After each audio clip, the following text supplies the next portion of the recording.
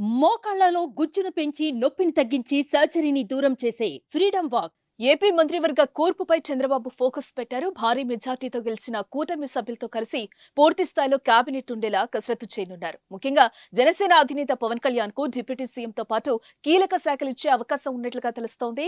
మొత్తం మీద జనసేనకు 3 నుంచి 4 మంత్రి పదవులు ఇవ్వనున్నట్లుగా ప్రచారం అయితే జరుగుతోంది.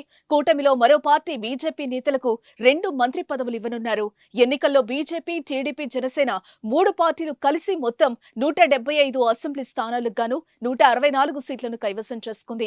కేంద్రంలో సంకీర్ణ ప్రభుత్వం ఏర్పాటు చేయాల్సి రావడంతో తెలుగుదేశం పార్టీ అధినేత చంద్రబాబు కీలక భూమిక పోషించారు. తమ పార్టీ మద్దతుతో మోదీ ప్రభుత్వం ఏర్పాటుకు సహకరించారు.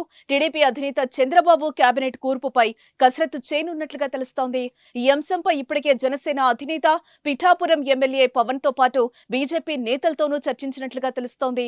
ఈ నేపథ్యంలోనే పవన్ కళ్యాణ్ కు డిప్యూటీ సీఎంతో పాటు మరో కీలక మంత్రి పదవి అప్పచెప్పే అవకాశాలు మెండుగా కనిపిస్తున్నాయని పార్టీ వర్గాల్లో జోరుగా చర్చ అయితే నడుస్తోంది. పవన్ సినిమా పరిశ్రమకు చెందిన వ్యక్తి కావడంతో ఏపీలో చలనచిత్ర పరిశ్రమ అభివృద్ధికి కృషి చేసేందుకు సినిమాటోగ్రఫీ శాఖను కేటాయించనున్నట్లుగా కూడా ఓ వర్గం నుంచి గుసగుసలైతే వినిపిస్తున్నాయి. ఏదేమైనా కేబినెట్ లో బీసీ నేతలకు ప్రాధాన్యం ఇవ్వాలని కూటమి నేతలు భావిస్తున్నారట.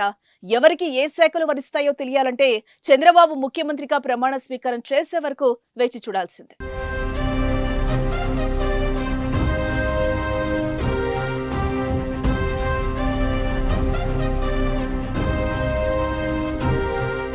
సుమన్ టీవీలో మీ పర్సనల్ అండ్ బిజినెస్ ప్రమోషన్స్ కోసం కింది నెంబర్కి కాంటాక్ట్ చేయండి.